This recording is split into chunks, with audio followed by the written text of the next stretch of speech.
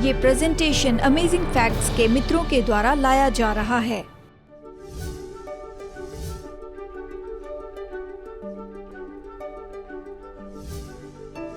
आपका जीवन आपकी भूख पर आधारित होता है, लेकिन अक्सर हम ऐसी बातों के लिए भूखे होते हैं जो कि केवल हमें कुछ समय की ही संतुष्टि दे सकते हैं, लेकिन ये ज़्यादा समय नहीं रहती। हम गहरी बातों से निपट नहीं रहे हैं।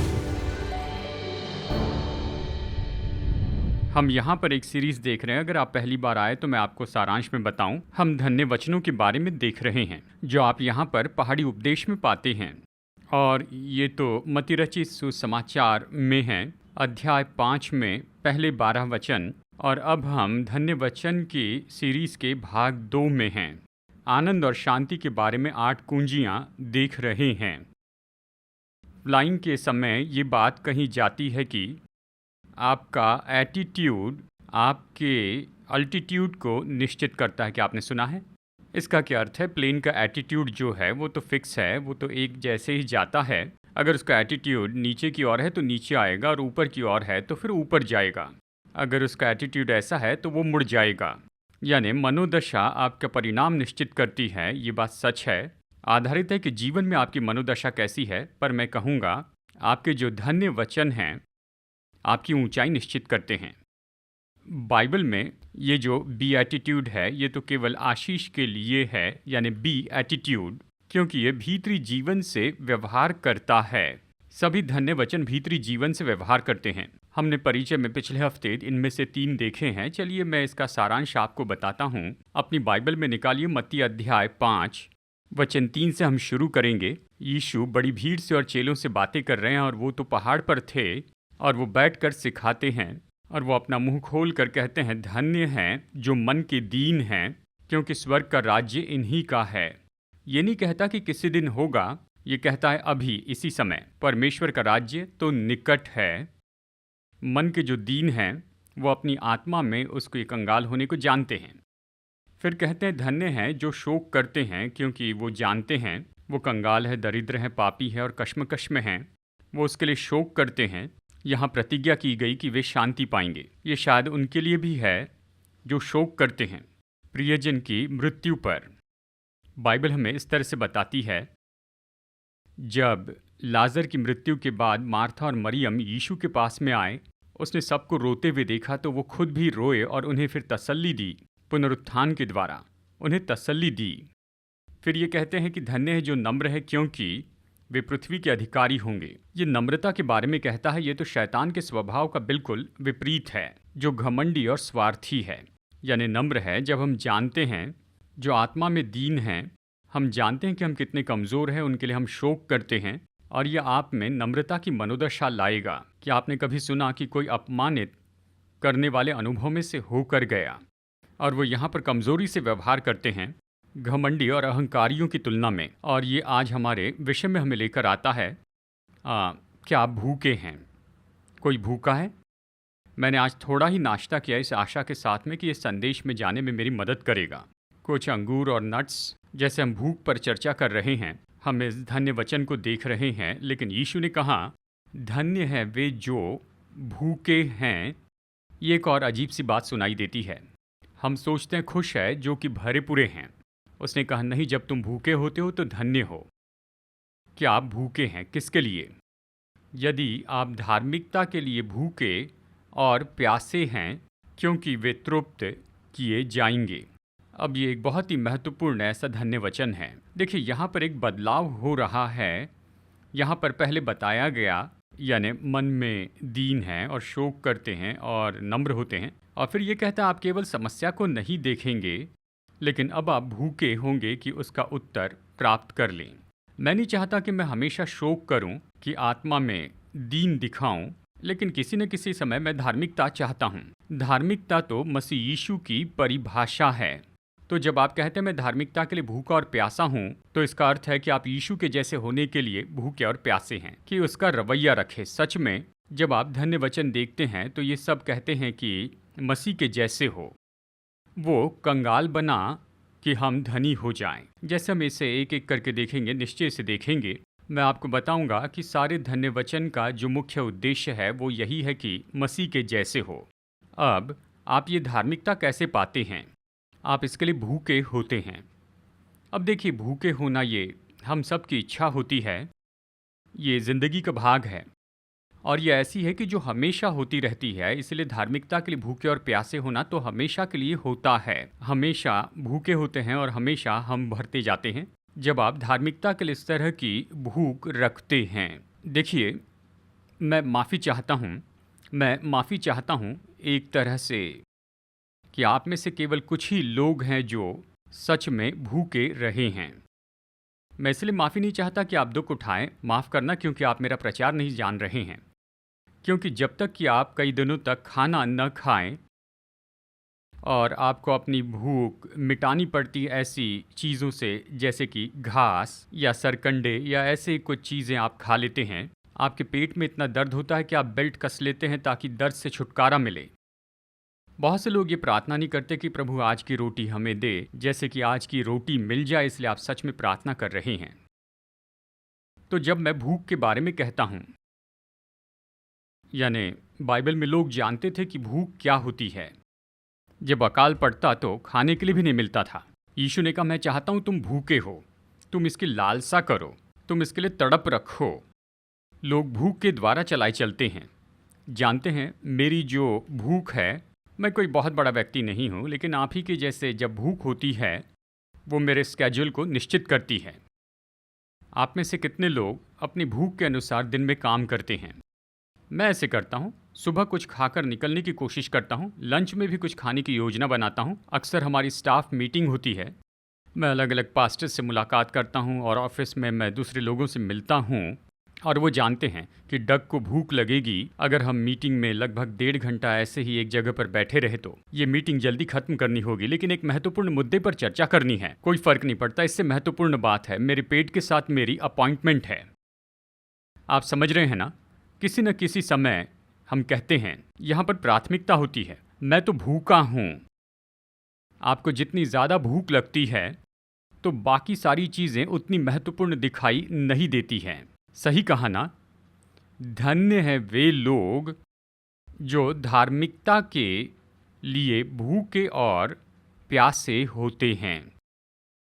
अब कैसे जाने परमेश्वर के लिए हम भूखे हैं? इसके लक्षण क्या हैं? क्या आप परमेश्वर की चीज़ें और धार्मिकता को खोजते जा रहे हैं? क्या आपके हृदय में मनसा है और बड़ी इच्छा है उसकी पवित्रता के लिए? अगर आप अपने अंदर ऐसा कुछ देखते हैं जो कि गलत है और उस पर चर्चा किए बिना आप संतुष्ट नहीं होते हैं, क्योंकि आप धार्मिकता के लिए भूखे और प्यासे हैं, आप में तड़प उठती है, आप जीवन की रोटी के लिए भूखे होते हैं। बाइबल हमें बताती है कि ये चिन्ह होगा अच्छी भूख के लिए। अय्यूब अध्याय 23 वचन 12। मैंने उसके वचन अपने ज़रूरी भोजन से भी कहीं अधिक काम में जानकर सुरक्षित रखें, उसने उसे प्राथमिकता दी है। यिर्मयाह 15:16। तेरे वचन मेरे पास पहुँचे तब मैंने उन्हें मानो खा लिया, और तेरे वचन मेरे मन के हर्ष और आनंद का कारण हुए। क्या आप प्रभु वचन के लिए भूखे हैं? पहला इतिहास 22। आप क्या खोज रहे हैं? क्या आप परमेश्वर को खोजते हैं? अब अपने मन और अपने प्राण को प्रभु को खोजने पर लगा। दाऊद ने सुलेमान से कहा, तू परमेश्वर को खोज, तू धार्मिकता को खोज। यिर्मयाह 29:13 में देखिए, तुम मुझे ढूंढोगे और पाओगे भी, क्योंकि तुम अपने संपूर्ण मन से मेरे पास आओगे। आपके भूखे और प्यासे होने के बारे में मैं बहुत कुछ बता सकता हूँ। कुछ और धन्य वचन देखेंगे। अगला है, धन्य है वे जो दयावंत हैं, क्योंकि उन पर दया की जाएगी। अब याद रखिए, ये धन्य वचन एक क्रम में आगे बढ़ते हैं, आप इन्हें फेर नहीं सकते हैं। ये एक क्रम है, इस तरह से आगे बढ़ते हैं, ये मानो कदम है। यहाँ पर कदम ब कदम ये आगे बढ़ रहा है। आप देखिए, परमेश्वर के राज्य में प्रवेश करने का पहला कदम है कि आत्मा में दीन हो, जान ले कि आप आत्मिक कंगाल हैं। फिर आप उस आत्मिक कंगालपन पर शोक कीजिए। तीसरा है, नम्रता से प्रभु वचन की अधीनता में आए। चौथी बात है, अभी आप धार्मिकता के लिए भूखे और प्यासे हो, जो आपके अंदर उत्पन्न करेगी, जब आप में धार्मिकता होगी, दूसरों के लिए दयावंत होने की मनोदशा। जब मैं कहता हूँ धन्य है वे जो धार्मिकता के लिए भूखे और प्यासे हैं, मैंने खुद इसे किया, शायद आपने भी किया होगा। तो मैंने अपने आप मेरी भूख और मेरी प्यास और मेरी धार्मिकता के बारे में सोचा। लेकिन क्या जानते हैं, धार्मिकता के लिए भूखे और प्यासे होने के लिए आपको परवाह करनी होगी दूसरे लोगों की धार्मिकता के बारे में। कहीं मत जाइए दोस्तों, कुछ ही पल में आज के बाकी प्रेजेंटेशन के लिए हम लौट कर आ जाएंगे। ये सच है कि मसीह जीवन कभी एक जगह पर नहीं रहता है। आप एक तो आगे बढ़ रहे हैं या पीछे फिसल रहे हैं। क्या आप मसीह विश्वास में नए हैं और सोच रहे हैं कि आप कैसे परमेश्वर के और भी करीब आ सकते हैं, या फिर आप कई साल से विश्वासी बने हैं लेकिन ऐसे लगता है कि आप प्रभु के साथ चलने में एक जगह पर रुके हैं। शायद ये सोच रहे हैं कि मसीह के मार्ग में आगे बढ़ने के लिए आप शायद कुछ कर सकते हैं कि आप बढ़ते जाएं। अमेजिंग फैक्ट आपके हाथों में ऐसा कुछ देना चाहते हैं जो कि सच में फर्क लेकर आ जाएं। हम आपको अद्भुत किताब भेजना चाहते हैं जिसका नाम है स्टेप्स टू क्राइस्ट। ये 13 सामर्थी अध्याय ये आपको एक अद्भुत यात्रा में ले जाएंगे मसीह उन्नति के महत्वपूर्ण भागों में। जब भी मैं ये बेस्ट सेलिंग बुक पढ़ता हूँ ये मुझे प्रभु के करीब लाती है। हिचकिचाइए नहीं, अभी फोन करके अपनी फ्री कॉपी मंगवाइए और बाद में आप मुझे धन्यवाद देंगे। फ्री कॉपी मंगवाने के लिए स्क्रीन के नंबर पर फोन कीजिए और ऑफर नंबर 269 मंगवाइए या वेब एड्रेस पर जाइए और इस अद्भुत स्रोत को पढ़ने के बाद में इसे अपने दोस्तों को बताइए। तो चलिए आज के प्रेजेंटेशन में वापस चलते हैं और परमेश्वर के वचन से अद्भुत तथ्यों को सीखते हैं। कितने लोगों को बड़ा दृष्टांत याद है उस बड़े न्याय के दिन के बारे में। मत्ती 25 में यीशु ने कहा, ऐसा दिन होगा प्रभु भेड़ और बकरियों को अलग करेगा और वो भेड़ों से कहेगा, तुमने अच्छा काम किया, तुम मेरे धन्य दास हो, परमेश्वर के आनंद में प्रवेश करो, तुम भले और विश्वास योग्य। मैं भूखा था, तुमने भोजन दिया, जब मैं प्यासा था तो मुझे पानी पिलाया, मैं नंगा था, तुमने मुझे वस्त्र दिए, मैं अकेला था, तुम मुझसे मिलने के लिए आए, मैं बीमार था, जेल में था, मुझसे मिलने आए, मैं अजनबी था, तुमने स्वीकार किया। मैं अपने शब्दों में कह रहा हूँ। उन्होंने कहा, प्रभु हमने तुझे कब देखा? ऐसी किसी दशा में हमें वो समय याद नहीं। उसने कहा, अगर छोटे से छोटे के लिए तुमने ऐसा किया है तो तुमने मेरे लिए किया है। ये तो मेरे लिए सच में बहुत ही सामर्थी बात है, क्योंकि मुझे याद है यीशु ने ये धर्मियों से नहीं कहा कि तुमने शब्द को माना, तुमने झूठ नहीं कहा, तुमने लोभ नहीं रखा, तुमने चोरी नहीं की, व्यभिचार नहीं किया, परमेश्वर के राज्य में आ जाओ। वो उनका न्याय आज्ञा दिए हुए पापों के अनुसार नहीं करते, वो उनका न्याय आज्ञाकारिता की बातों पर करते हैं। उसने बकरियों से कहा, मुझसे दूर आग की झील में चले जाओ जो शैतान और उसके दूतों के लिए बनाई गई है, क्योंकि मैं भूखा था, तुमने मुझे भोजन नहीं दिया, प्यासा था, मुझे पानी नहीं पिलाया, मैं नंगा था, परदेसी था, अकेला था, बंदीगृह में था, तुमने मेरी मदद नहीं की। तो उन्होंने कहा, प्रभु हमने तेरे साथ कभी ऐसा नहीं किया। अगर तुमने छोटे से छोटे के लिए इसे नहीं किया तो मुझे अनदेखा किया है। यानी वाव, यानी कहिए कि अगर आप किसी दूसरे व्यक्ति पर दया नहीं करते हैं, आप तो पूरे संसार में ज़रूरतों से घिरे हुए हैं, लोग दुख में पड़े हैं, क्या आप उन पर दया नहीं करेंगे? अच्छा सामरी, उसने पूरे अजनबी पर दया की थी, वो रुक गया, उसके जख्मों को बांधा, उसने दाखरस और तेल उंडेला, वो अपने गधे पर उसे बैठाता है, तुम बैठो मैं चलूंगा, फिर सराय में ले जाता है, मैं तुम्हारी देखभाल करूंगा, मुझे जाना होगा इसलिए सराय में मैं पैसे दूंगा और वो तुम्हारी देखभाल करेंगे। ये तो शत्रु के लिए दूसरा मील और चलना है। इसी का अर्थ है धन्य है वे जो दयावंत हैं, उन पर भी दया की जाएगी। क्या आप इस तरह से काम करते हैं? क्या आप दया करते हैं या फिर दया का दिखावा करते हैं? यानी मैंने अक्सर देखा है जब लोग दुख में पड़े होते हैं, जाकर आप उनके लिए प्रार्थना करते हैं और फिर चले जाते हैं। ये बड़ी बात नहीं, सब ऐसा करते हैं। बाइबल की जो दया है उसमें काम जुड़ा होता है, ये ज़रूरतमंदों के लिए कुछ करती है। यीशु ने कहा वो तो धन्य है, जानते हैं इसमें आशीष है कि ज़रूरतमंदों की सेवा करे। इसलिए यीशु ने कहा क्या लेने से देना ज़्यादा धन्य है। जब आप देते हैं तो आशीषित होते हैं। तो यहाँ वो इस तरह की दया के लिए हमें बुलाते हैं। और जब ये कहता है कि दया करनी है, हम दूसरों पर दया करते हैं क्योंकि हमने परमेश्वर से दया पाई है। सच है ना? देखिए, हमने परमेश्वर से इतनी बड़ी दया पाई है। ये मत्ती 18 के दृष्टांत के बारे में बताता है, जहाँ पर वो मनुष्य राजा का धन उड़ा देता है। 10,000 दिनार का कर्ज होता है। राजा कहता है तुम कानून जानते हो, ये तो पूरा पैसा व्यर्थ करना है, तुमने मेरा पैसा चुराया, उसे व्यर्थ कर दिया, तुम जेल में जाओगे, मैं तुम्हारे परिवार और सारे सामान को बेचूंगा। और दास उसके सामने गिरकर कहता है स्वामी दया कीजिए, करुणा कीजिए। राजा देखता है कि वो रो रहा है, उसका परिवार रो रहा है, राजा उस पर दया करता है। मतलब अगर मेरा कोई ऐसा दास हो तो इस योग्य है 10,000 दिनार चुकाने। मतलब जानते हैं, ये पैलेस्टाइन का पूरे साल भर का बजट था। ये तो बहुत ज़्यादा पैसा था। कहिए देश पर का कर्ज है, यानी ट्रिलियंस डॉलर होते हैं। और राजा कहता है ठीक है, तुम्हें माफ़ करता हूँ। मतलब जानते हैं, राजा ने कहा मैं चुकाऊंगा, मैं इसका नुकसान भरूंगा।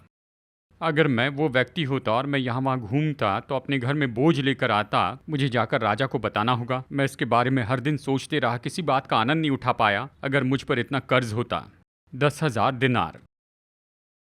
मैं नहीं चाहता क्रेडिट कार्ड पर 1 महीने का कुछ बाकी रहे। 10,000 दिनार। राजा ने कहा क्षमा किए, रिकॉर्ड से इसे मिटा दो। वो जाकर एक संगीत दास से मिलता है। उस दास को इसे बस थोड़ा पैसा चुकाना था। वो उसका गला पकड़ता है, जेल में डालता है कि सताया जाए, $42 के लिए या कुछ भी हो, बहुत कम राशि के लिए। जब राजा ने सुना तो कहा, हे दुष्ट दास, मैंने तेरा इतना बड़ा कर्ज क्षमा किया क्योंकि तूने मुझसे विनती की। तो जैसे मैंने तुझ पर दया की, तो क्या अपने संगीत दास पर ऐसी दया नहीं कर सकता था? जब बाइबल कहती है धन्य है जो दयावंत हैं, इसका मतलब ये नहीं कि दुखी लोगों की सहायता करे, लेकिन उन्हें क्षमा भी करे दूसरों को। देखिए वो एक बात क्या है जो प्रभु की प्रार्थना में यीशु ने कहा है, अगर तुम दूसरों के अपराध क्षमा नहीं करोगे तो तुम्हारा स्वर्गीय पिता भी तुम्हारे अपराध क्षमा नहीं करेगा। बहुत से लोगों को प्रभु की प्रार्थना पसंद नहीं है क्योंकि वो जानते हैं, ये कहती है जैसे हम दूसरों को क्षमा करते हैं हमें क्षमा कर। यह आधारित है कि आप मत्ती से देखते हैं या लूका से, यानी अपराध या कर्ज। लेकिन ये वही सिद्धांत है। लोग कहते हैं मुझे दूसरों को क्षमा करना पसंद नहीं है क्योंकि ये मेरे लिए बहुत मुश्किल है। धन्य है वे जो दयावंत हैं, उन पर दया की जाएगी। मत्ती 18 के अंत में उसने कहा, हे दुष्ट दास। देखिए परमेश्वर ये नहीं कह रहे कि तुम सबको पहले क्षमा करो फिर मैं तुम्हें क्षमा करूंगा।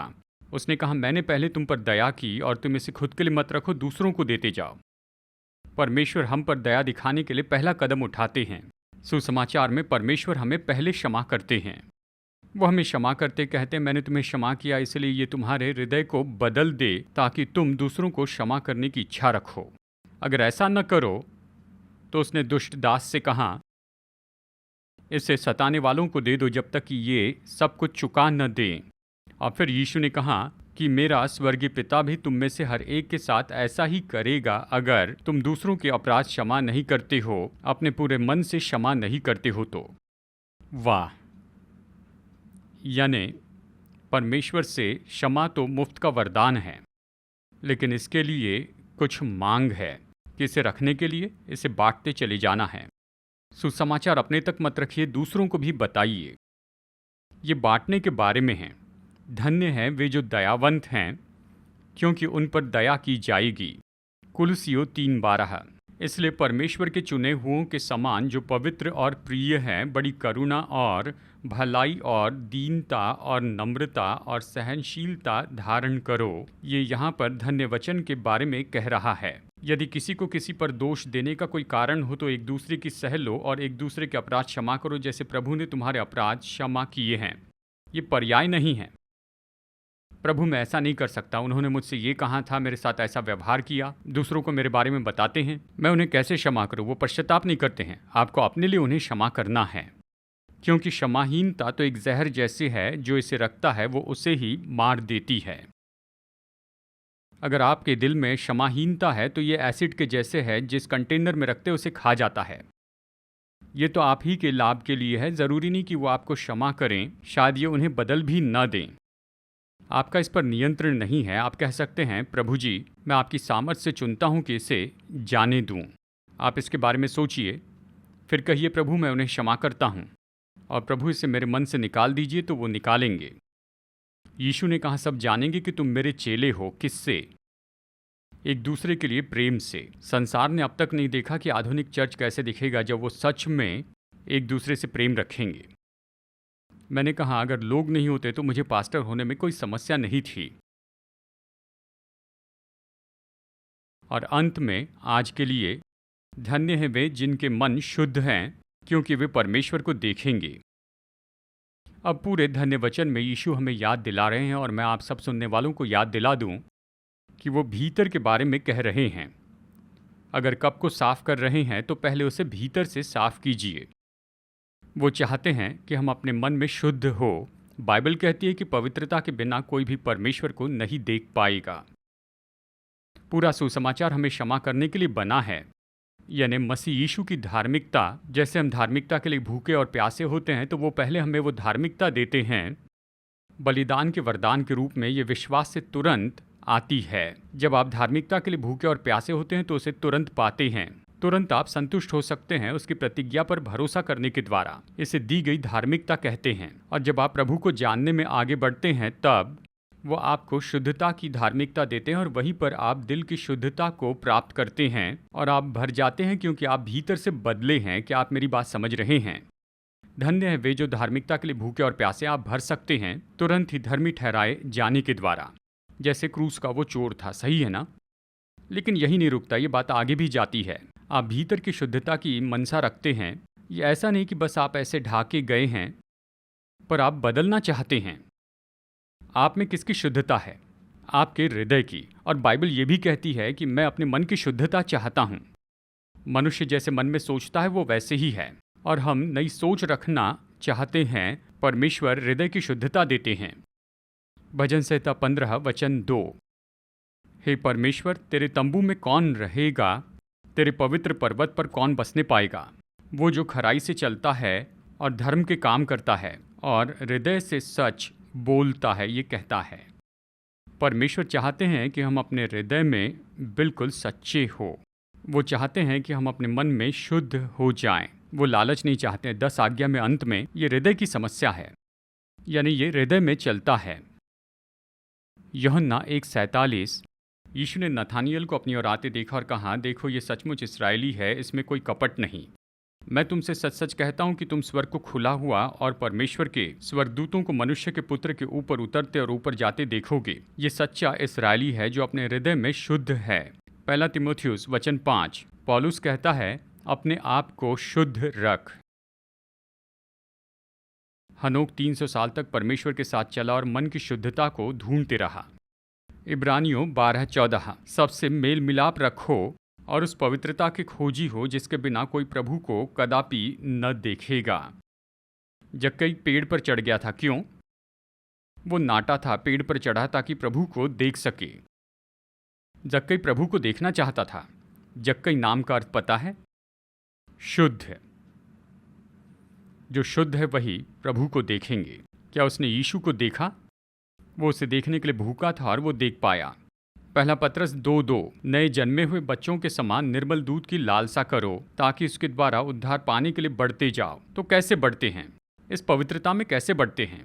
परमेश्वर के वचन के द्वारा। 1 यूहन्ना 3:3। जो कोई उस पर ये आशा रखता है वो अपने आप को वैसे ही पवित्र करता है जैसा वो पवित्र है। यहाँ वो किस तरह के बारे में कह रहे हैं कि विश्वासी मसीह के जैसे हो जाएं। परमेश्वर हमें मसीह के जैसे होने के लिए बुला रहे हैं। सुसमाचार का उद्देश्य ये है कि हम में लेकर आएं परमेश्वर के स्वरूप को। मैं जानता हूँ ये तो सच में बहुत ही ज़्यादा है। एक व्यक्ति ये कहते हैं कि परमेश्वर आपको धार्मिकता का वरदान देंगे, बस आपको उसके लिए मांगना है और विश्वास करना है। वो आपके भूतकाल के पाप क्षमा कर देंगे। ये बहुत आसान है, ये समझ से बाहर है। और फिर उन लोगों से कहते हैं कि चिंता मत करो, वो आपको शुद्ध करेंगे, और फिर चाहते हैं कि आप मसीह के जैसे हो। तो ये मुश्किल है। तो लोगों के सामने कैसे भी कहिए तो वो कहते हैं ये बहुत आसान है, बहुत मुश्किल है। मसीह के पास आना आसान है विश्वास से। अब ये कुछ लोगों के लिए बहुत मुश्किल है। ये तो इतना सरल है। उस धार्मिकता को स्वीकार करने के लिए, उस शुद्धता को पाने के लिए वो आपको नए हृदय देते हैं ताकि आप उसके चरित्र के लिए इच्छा रखें। अब देखिए, शायद जैसे यहाँ पर रोमियो में पौलुस कहता है कि मैं कितना अभागा मनुष्य हूँ, इस मृत्यु की देह से मुझे कौन छुड़ाएगा। हम खुद के पाप में दशा को देखते हैं और धार्मिकता के लिए भूखे होते हैं। हम शुद्धता के लिए और मसीह के स्वभाव गुणों के लिए भूखे हो जाते हैं। रोमियो में वो प्रतिज्ञा करता है, मैं प्रभु का धन्यवाद करता हूँ कि अब मुझे शरीर में चलने की ज़रूरत नहीं है, पर मैं आत्मा में चल सकता हूँ। हम भी ऐसा ही कर सकते हैं। प्रतिज्ञा क्या है? धन्य है वे जो मन के शुद्ध हैं, वो परमेश्वर को देखेंगे। क्या किसी ने परमेश्वर को देखा? उत्पत्ति 32:30। याकूब ने उस जगह का नाम पेनियल रखा। उसने कहा, मैंने परमेश्वर को आमने सामने देखा है और मेरी जान बच गई। इसे क्रिस्टोफनी कहते हैं। उसने यीशु को देखा उसके मनुष्य के अवतार लेने के पहले। व्यवस्था विवरण 5:4। यहोवा ने उस पर्वत पर आग के बीच में से तुम लोगों से आमने सामने बातें की। पूरे देश से प्रभु ने कहा। व्यवस्था विवरण 34:10। और मूसा के तुल्य इसराइल में ऐसा कोई नबी नहीं उठा जिससे यहोवा ने आमने सामने बातें की। आमने सामने। न्यायियों अध्याय 6 वचन 22। जब गिदोन ने जान लिया कि यहोवा का दूत था, तब गिदोन ने कहा, हाय प्रभु यहोवा, मैंने तो यहोवा के दूत को साक्षात देखा है। उसने कहा, यहोवा ने उससे कहा, तुझे शांति मिले, मत डर, तू न मरेगा। वो डर गया था कि उसने परमेश्वर को देखा तब वो मर जाएगा। अब सारी समस्या तो पाप की थी। उत्पत्ति में मनुष्य परमेश्वर से दूर भागा। वो पाप के कारण परमेश्वर से दूर हो गया। हमारे पापों ने हमें उससे दूर कर दिया था। लेकिन प्रभु यीशु के बलिदान के द्वारा, उसके लहू से धोए जाने के द्वारा हम परमेश्वर की उपस्थिति में फिर से आ सकते हैं। क्या आपके बच्चों को मज़ा करना पसंद है? मुझे तो है। अमेजिंग फैक्ट्स का amazing adventures kids Bible guide बहुत ही सरल है। इसमें मेरे लिए बाइबल के बहुत से लेसन्स बहुत दिलचस्प बनाए हैं। ये तो बहुत ही अलग अलग रंग के हैं और इसी के साथ इसमें बहुत से पजल्स हैं, बहुत से क्विज भी हैं जिससे पढ़ने में मज़ा आता है, जैसे दानव को मारना, जान बचाने वाला जहाज़, समुंदर की यात्रा, कब्रिस्तान में सीटी बजाना। बाइबल के 10 पार्ट हैं। मैंने इससे बहुत कुछ सीखा है। इससे मैंने साहस के बारे में बहुत कुछ सीखा है। मैंने इससे बहुत कुछ सीखा है। इससे ये केवल इंग्लिश में उपलब्ध है। आज ही अपने बच्चों के लिए अमेजिंग फैक्ट्स का ये पूरा सेट मंगाइए। हमसे संपर्क कीजिए। क्या पर्याप्त अमेजिंग फैक्ट्स बाइबल अध्ययन नहीं मिल सका? अधिक सच्चाई से भरे कार्यक्रमों का आनंद लेने के लिए आपको अगले सप्ताह तक प्रतीक्षा करने की आवश्यकता नहीं है। Amazing facts India media library AFTV.in पर जाएं। AFTV.in पर आप सीधे अपने कंप्यूटर या मोबाइल यंत्र से कई भाषाओं में वीडियो प्रस्तुतियों के साथ साथ मुद्रित सामग्री का आनंद दिन के 24 घंटे सप्ताह के 7 दिन ले सकते हैं। AFTV.in पर जाएं।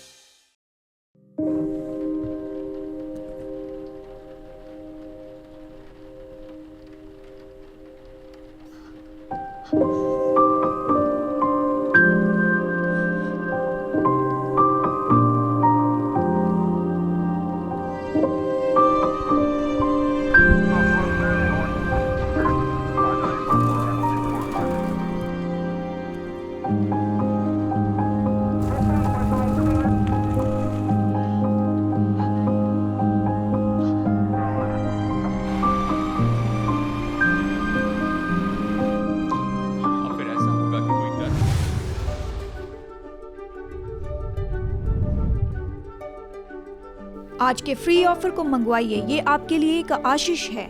जैसे हम सुसमाचार लोगों तक ले जा रहे हैं, आपकी भेंटों के लिए आपका धन्यवाद। आशा है आप अगले हफ्ते जुड़ जाएंगे। जैसे हम वचन की गहराई को देखते हैं, हम और भी अमेजिंग फैक्ट्स देखेंगे। ये प्रेजेंटेशन अमेजिंग फैक्ट्स के मित्रों के द्वारा लाया गया।